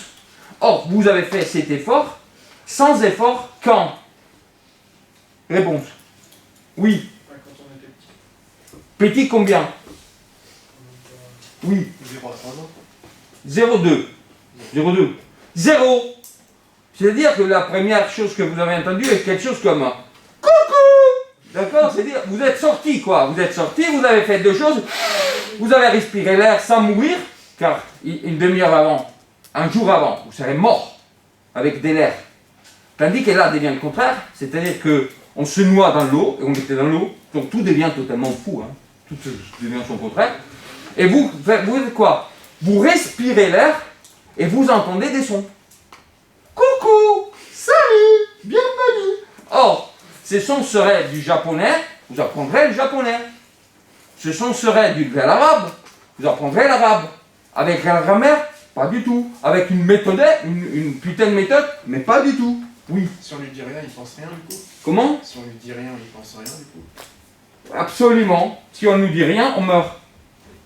Oui. Mais même si on donne de l'attention, par exemple, des câlins, des caresses, j'en sais rien. Des câlins, des caresses, ça change tout. Puisque sinon, tous les sourds mourraient.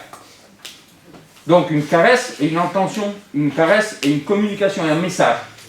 Ce qui nous nourrit, c'est la communication humaine. Donc, c'est pas que le son.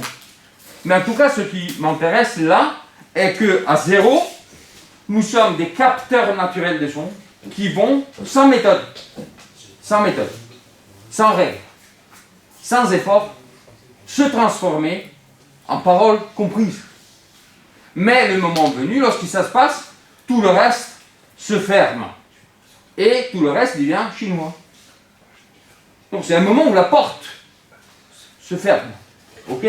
Donc là, on va tracer une ligne, d'accord, qui prend 2 ans de 0, et on va voir comment ce miracle d'entendre, d'arriver à comprendre des mots totalement incompréhensibles. Vous êtes bien d'accord si je vous dis la substance chez Aristote est l'identité de la chose qui se transforme. Vous avez entendu? Vous avez entendu? Pourquoi vous ne répondez pas? Non, je ne demande pas. Est-ce que vous avez entendu? La substance chez Aristote est l'identité de la chose qui se transforme. Vous avez entendu? Qui a compris? Personne? Non, mais c'est grave, hein? On a fait court là-dessus. En tout cas, personne n'a compris. Non, mais c'est grave ça. On va faire un contrôle de connaissances. Bon, en tout cas, cette phrase est beaucoup plus facile que le français à 0 d'âge. Vous êtes d'accord ou non? On vous parle, vous venez de sortir du ventre de votre mère. À votre avis, c'est plus difficile? La substance chez Aristote? Vous avez un sommet de difficulté. On vous parle le chinois et vous allez devenir chinois. Donc là, nous parvenons à 2 ans. 2 ans. Ok? Et ce qui se passe est que là, vous avez un nourrisson. Et là, vous avez un enfant. Là, c'est ce que l'enfant possède, est ce qu'on appelle une voix. Une voix, à l'occurrence, française, qui parle français. D'accord? Donc là, 2 ans, nous avons une voix.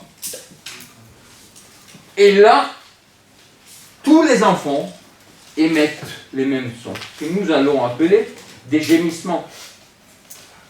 Vous ne reconnaîtrez pas un nourrisson japonais il n'est pas encore japonais, il va devenir japonais. Mais là, tous les nourrissons ont le même son. Donc c'est le même gémissement.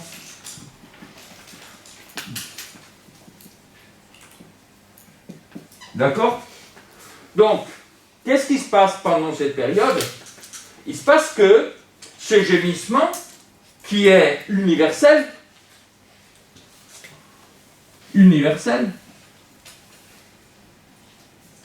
c'est-à-dire que ça ne me donne pas l'identité du nourrisson. Tandis que, qu'est-ce qu'il fait, Cortana, Alexia, etc. Ça fait la reconnaissance vocale. Donc, ça va devenir une voix qui est comme la signature, comme le visage. Ça vous identifie, c'est vous-même. Donc, il se passe quoi là? Il se passe que la voix est quoi par rapport au gémissement? Pourquoi on vous reconnaît? Pourquoi un ordinateur vous reconnaît? Réponse. Qu'est-ce qu'il fait? Il n'est pas un homme. Donc il ne se dit pas, ah, c'est lui. Qu'est-ce qu'il fait? Oui.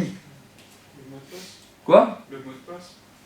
Mais non, mais quel code mot? Lorsque tu parles à ton smartphone et qu'il s'ouvre, qu'est-ce qu'il fait avec ta voix? Oui. Il reconnaître notre voix, notre langage. Comment? Il n'est pas une personne. Il ne parle pas français. Qu'est-ce qu'il enregistre? Oui.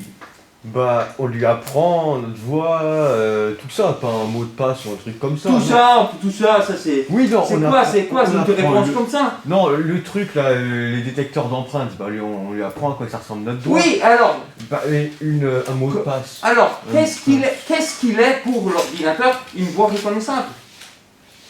Bon, je vous le dis, c'est comme le numéro de téléphone, c'est une fréquence. Vous êtes d'accord qu'on a une fréquence? Vous connaissez le mot fréquence?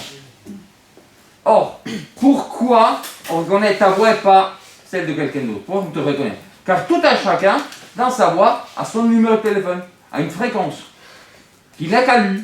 Et c'est quoi une fréquence? On appelle numérique, c'est une chute de chiffres. Donc, pour l'ordinateur, reconnaître votre voix signifie en faire une forme numérique, régulière. D'accord? Donc, une voix est une forme régulière. Une fréquence. D'accord? Une voix est une fréquence. Chacun d'entre vous a son propre numéro de téléphone. Donc, lorsque quelqu'un vous appelle, vous dit « Oh, t'es là ?» Vous dites « Ah, voilà !» C'est qu'il vous a appelé, c'est que vous reconnaissez la voix. Donc, c'est comme s'il sonnait, c'est comme si le portable sonnait. Donc, c'est une voix, une fréquence régulière. Alors, il s'agit de faire quoi? Les gémissements, c'est amorphe, sans forme. Amorphe. Amorphe signifie sans forme. Amorphe. C'est-à-dire, là, c'est universel et amorphe, là, c'est une forme régulière, individuelle, identifiable.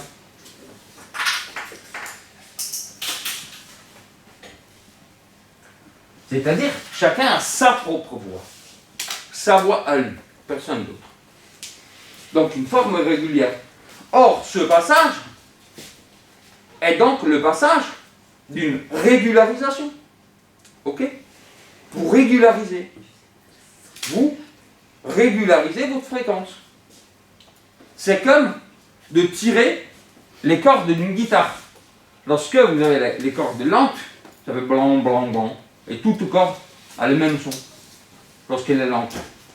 Mais lorsque vous tirez, ça donne les do, le ré, etc., les notes. C'est une fréquence régulière. Donc c'est une régularisation. Un exercice, un processus de régularisation.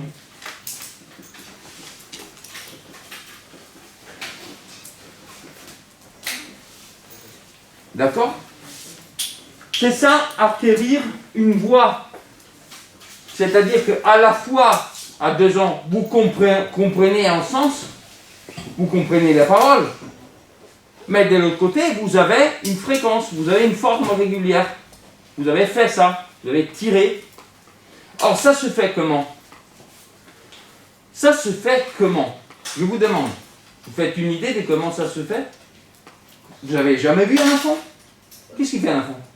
Oui. Il grandit. Il grandit. Et pour acquérir sa pourboire, qu'est-ce qu'il fait? Oui. Il apprend de nouveaux mots. Comment? Puisqu'il gémit là. Et comment il arrive à avoir une fréquence qui correspond d'ailleurs à la... Ça coïncide avec le mot signifiant doué d'un sens. Doué d'un sens. C'est-à-dire qu'en même temps, tu accèdes à ta voix et en même temps, tu accèdes au sens des mots. Oui, dis-moi. Et il écoute les personnes autour de lui et du coup il imprègne les mots au fur et à mesure. Voilà. Donc, tout d'abord, nous marquons cette belle expression au fur et à mesure. Au fur et à mesure. Et à mesure. Donc, au fur et à mesure qu'on avance. D'accord? Et ce que tu as dit, Élise, est qu'il écoute les mots. Ok? Donc, nous mettons ici l'oreille. Il écoute. Et tu as dit imprègne. Oui. D'accord? Imprègne quoi? La parole des autres et du coup il imprègne les mots qu'il entend. Oui, mais que la parole des autres? Comment? Seulement la parole des autres? Bah, leur langage. Oui. Est-ce qu'il va parler avec la bouche des autres? Non. Et alors il imprègne Il quoi? va créer sa propre voix. Sa propre voix. Donc on va mettre ici la bouche. Ok? Donc ici vous avez la bouche. Ça c'est le nez et la bouche. Donc qu'est-ce qui se passe? Pourquoi un enfant, ça pleure, ça crie, etc. Mais ça fait aussi des choses précises. Ça commence à faire wa wa pa pa ka ka ké ké. Qu'est-ce qu'il fait là, à votre avis? Il fait quoi là? Puisqu'avant d'avoir un mot complet, il commence à faire tcha tcha pa et ça revient. Je supporte plus. Il n'arrête pas. Qu'est-ce qu'il fait? Oui. Il essaye. Oui, il essaye. Oui. C'est-à-dire, qu'est-ce qu'il fait? Ça veut dire quoi, essayer? C'est pourquoi c'est fou, non? De se soustraire à mes corrections. Essayer, c'est quoi? C'est que tu émets un son et tu contrôles si ça va. C'est ça, essayer. D'accord? Donc, qu'est-ce qui se passe? Il se passe que là, tu as une oreille qui, donc, une voix qui sort ici. D'accord? Le son. Et ça s'appelle la phonation. D'accord?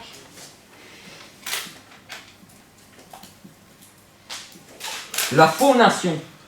Alors, qu'est-ce qui se passe? Que la phonation va arriver ici. D'accord? Or, l'enfant commence. S'il était chinois, il ferait des choses pour nous totalement compréhensibles. Comment ça va? Je sais pas. Il se fait des jeux arabes, pour pas l'arabe. On dit en Italie, pour dire ça se comprend pas arabe. Ça coïncide, c'est de l'arabe. Or, ça, qu'est-ce qu'il fait? Il est italien, il commence à faire A, O, avec notre mot tout plein de lettres, de voyelles, non? Donc il commence et il s'essaye. Et donc qu'est-ce qu'il fait? Il a fait un essai. Et cet essai, ça a marché, ça n'a pas marché, en tout cas ça va régler la suite. Donc qu'est-ce qu'il fait? Il passe dans l'oreille, et l'oreille dit, bon d'accord, continue comme ça, ou transforme. Donc ça retourne ici. D'accord? Et lorsque ça retourne ici, ça recommence ici. D'accord?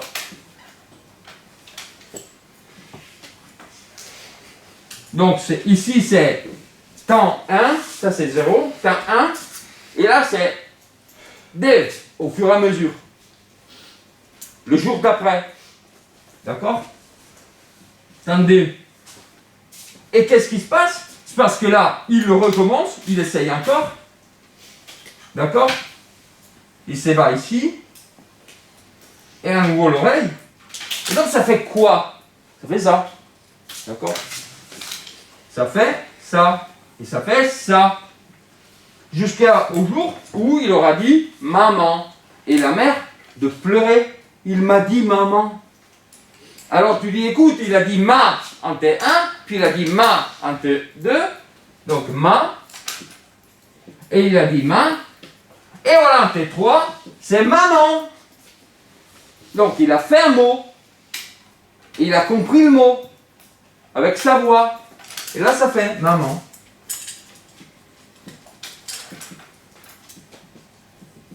Maman. D'accord? Or, ce cycle a été étudié, je vous le dis, et vous l'apprenez, par, disons comme ça, l'un des pères des sciences cognitives européennes, qui s'appelle Jean Piaget. Vous l'écrivez, Jean Piaget, qui, dans la naissance de l'intelligence,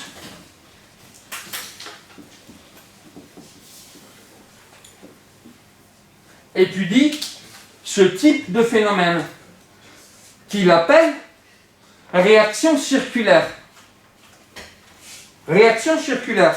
C'est quoi une réaction circulaire? Que je réagis à ce que moi-même j'ai dit, mais ça rebondit en cercle. Donc c'est réaction circulaire. Réaction circulaire.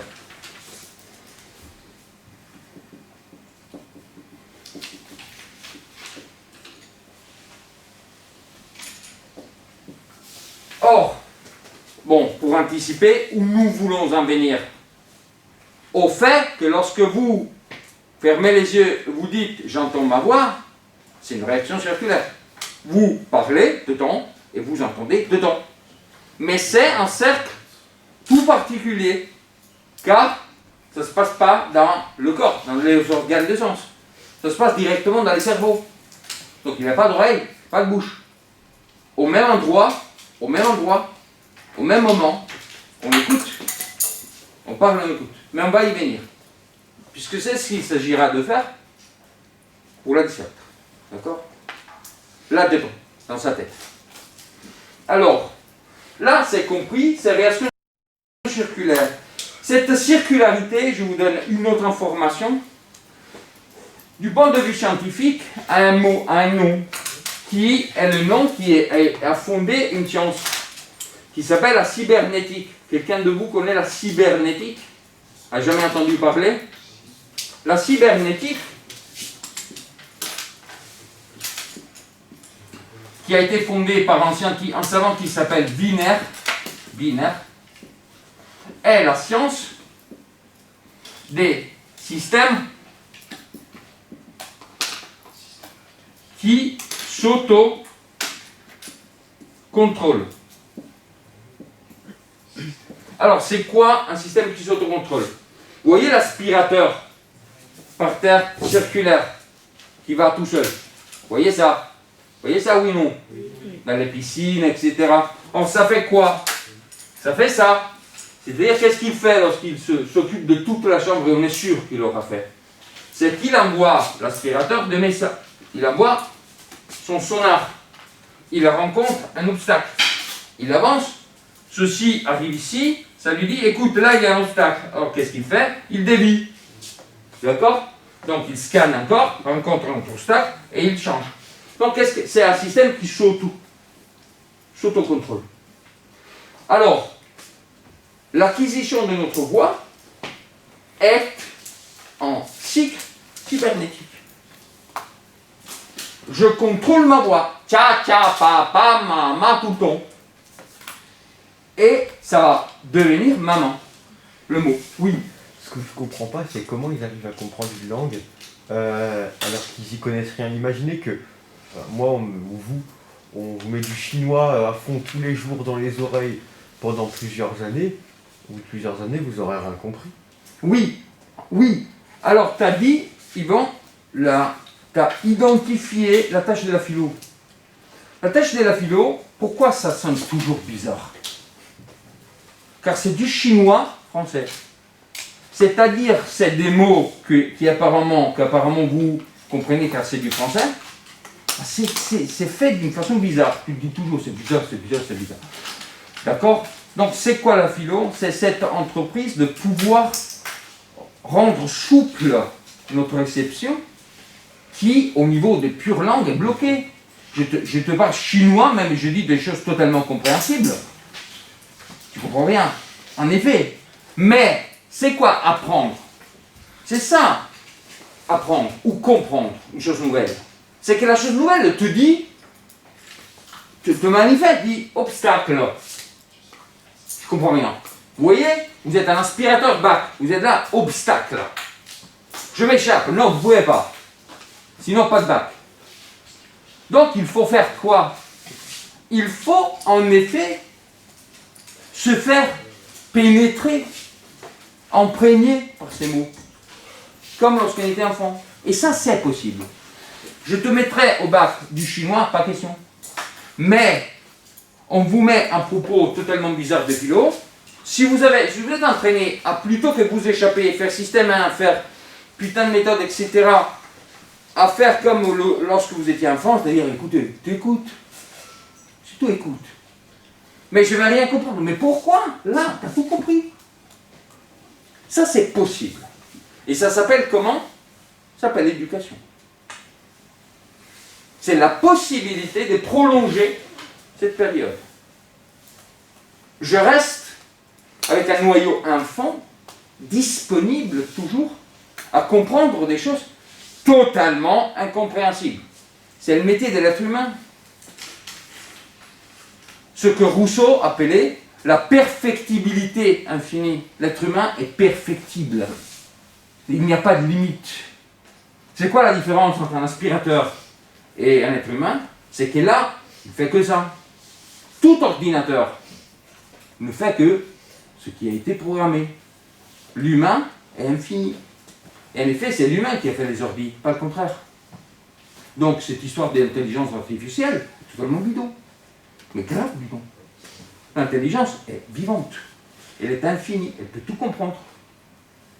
C'est pourquoi je vous dis, vous êtes des miracles vivants, vous volez et vous comportez comme des petits canards totalement idiots. Je comprends rien, je comprends rien, je comprends rien. Si vous résistez à ce système-là, je ne vais rien entendre, rien entendre, rien entendre. Naturellement, tu n'entends rien. Tu n'entends pas parler, tu ne peux pas comprendre. Et en effet, qu'est-ce qui se passe chez les sourds, qu'on appelle muets aussi? Pourquoi j'ai dit on appelle muets, les sourds muets? Pourquoi j'ai dit on appelle? Oui. Parce que le sourd, il ne peut pas reproduire les sons qu'il peut écouter. Mais pourquoi j'ai dit on appelle muets? Les sourds ont toujours la capacité de mettre un son. Mais c'est très désagréable, les pauvres. Non? C'est terrible. Si tu entends un sourd qui cherche à parler, vous n'avez jamais vu ça? C'est une voix déforme, puisqu'il ne les entend pas. Ils ne s'entendent pas. Et c'est une voix qui n'est pas devenue une voix.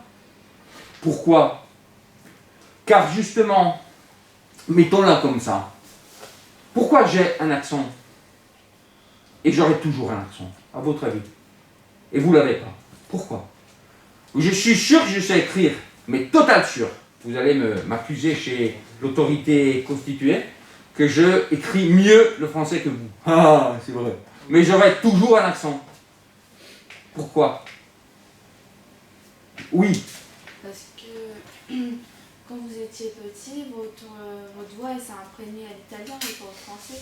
Oui, mais on peut transformer, dirait-on. T'as vu, en tout cas, je m'en sors avec le français. Mais pourquoi pas l'accent? C'est quoi? Ça veut dire quoi imprégner? Oui. Bah, on peut transformer beaucoup, mais pas complètement. Quoi donc on peut pas Bah, transformer? la voix. Oui, mais quoi de la voix on peut pas transformer? Bah, Moi, votre je voix. transforme la syntaxe, je transforme la grammaire, je transforme les tournures des langages, les tons, les sons, etc. Mais il y a ce truc, l'accent, je ne transforme pas. C'est quoi ce truc que je ne transforme pas? Enfin, c'est un accent. Oui. Mais arrête avec ton système, hein, c'est pas possible. Tu me donnes toujours, choisis toujours les réponses les plus stupides. Non, mais c'est pas possible. Et tu as 20 comme résultat. Arrête.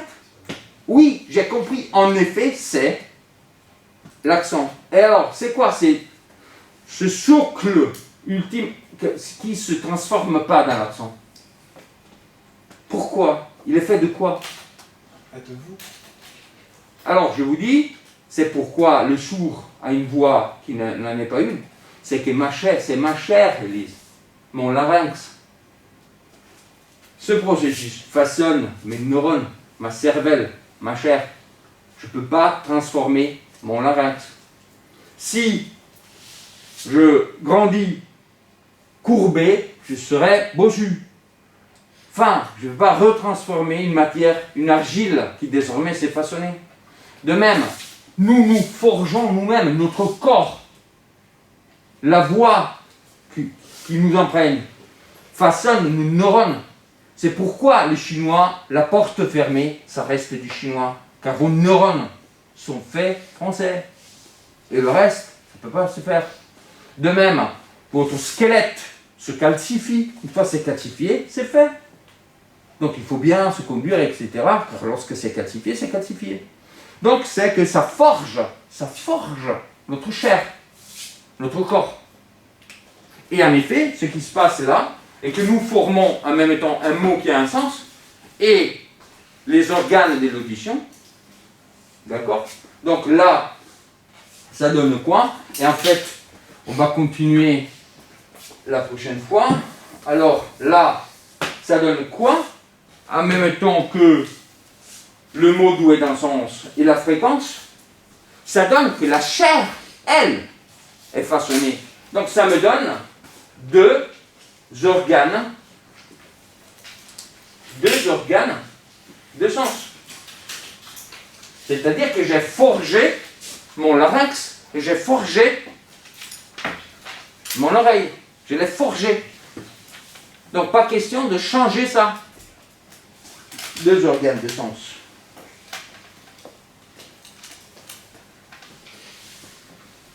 Oreille et larynx. Bon, mais la bouche. J'ai forgé,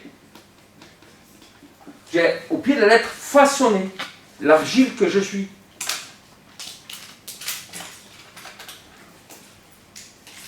Or, vous voyez bien que là, on est, bon, désormais à la limite. La prochaine fois, vous verrez quoi? Que c'est là que commence le problème. C'est-à-dire que lorsque vous avez forgé l'oreille et le larynx, vous avez aussi forgé le sens des mots. Ça se cristallise. Un ce sens et pas un autre. Donc, je vous offre un mot, le même mot que vous utilisez toujours, d'une certaine façon. Tu te rappelles, Yvon? Nous sommes encore. Tu te rappelles? C'était quand qu'on avait eu ça? La première, non, le deuxième cours. Ah, Et tu avais dit c'est bizarre, c'est bizarre. Ah oui, oui, oui, je m'en parce rappelle. que j'ai dit des mots français, nous avons encore, d'une façon pas commune. Et ça bloque. Ok? Bon, en tout cas, moi, je vais donner l'obligation ferme pour tous les autres de voir cette vidéo. Et une fois que, donc, tu dois régler ça. De quoi? La classe fermée, puisque la prochaine fois on peut faire classe virtuelle avec ça, mais à cette condition qu'on a dit. Bah, je vais venir vous voir justement par rapport à ça. Oui, Là qu'on a... comme ça on peut faire la classe virtuelle, on continue la prochaine fois. Bah, je vais vous montrer. C'est quoi le texte? Bah, ça c'est mon but directement. Au revoir, monsieur. Au revoir. Vous n'avez pas donné les pochettes, monsieur. Quoi? Les pochettes. Ah non, je vous les donne probablement vendredi, mais il n'y a pas de... On n'est pas pressé désormais.